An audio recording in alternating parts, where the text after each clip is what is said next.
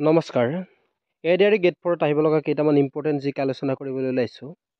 ইয়াৰে ভাৰত পাকিস্তানৰ সীমা নিৰ্ধাৰণ কৰা লাইনডালক কি বুলি কোৱা হয়? উত্তৰ ৰেড ক্লিফ লাইন। কোনখন দেশত লিখিত সংবিধান নাই? ইয়াৰ উত্তৰ ইংলেণ্ড। বিশ্বৰ সৰ্বাতোতকৈ প্ৰাচীন ধৰ্মপুথিখনৰ নাম কি? ইয়াৰ উত্তৰ হৈছে ঋগ্বেদ। চাণক্য কাৰ মন্ত্ৰী আছিল? আৰু ইয়াৰ উত্তৰ হৈছে চন্দ্ৰগুপ্ত ৰাজসভাৰ।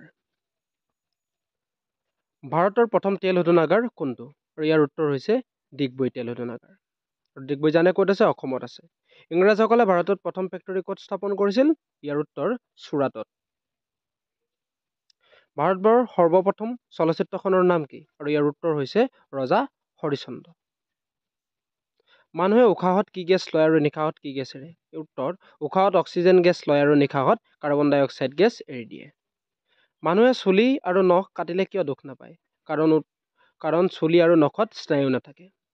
কি মাখিৰ খাদ্য মানুহে খায়? ইয়াৰ উত্তৰ মৌমাখি। পৃথিৱীৰ ভিতৰত সকলোতকৈ ডাঙৰ পক্ষী কোনটো? উত্তৰ উটপক্ষী। কি জন্তুৱে মাত মাতিব নোৱাৰে? ইয়াৰ উত্তৰ জিৰাফ। সন্ধ্যা তৰা কোনটো গ্ৰহক কোৱা হয়? ইয়াৰ উত্তৰ হৈছে শুক্ৰ গ্ৰহ। সূৰ্যৰ পোহৰত কেইটা ৰং থাকে? ইয়াৰ উত্তৰ 7টা ৰং থাকে। পাতৰ ৰং সেউজীয়া কিয় হয়? ইয়াৰ উত্তৰ হৈছে ক্ল'ৰ'ফ্ল'ৰৰ কাৰণে।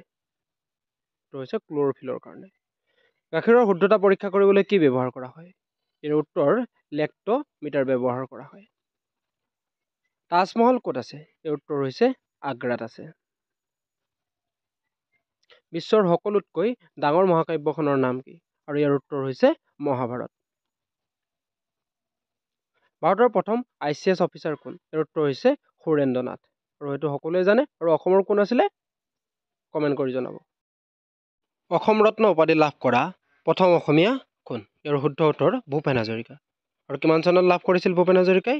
2008 চনত লাভ কৰিছিল। পিতা পুত্ৰ গ্ৰন্থখনৰ লেখক কোন? আৰু ইয়াৰ শুদ্ধ উত্তৰটো হৈছে হোমেন বৰগোহাঁই।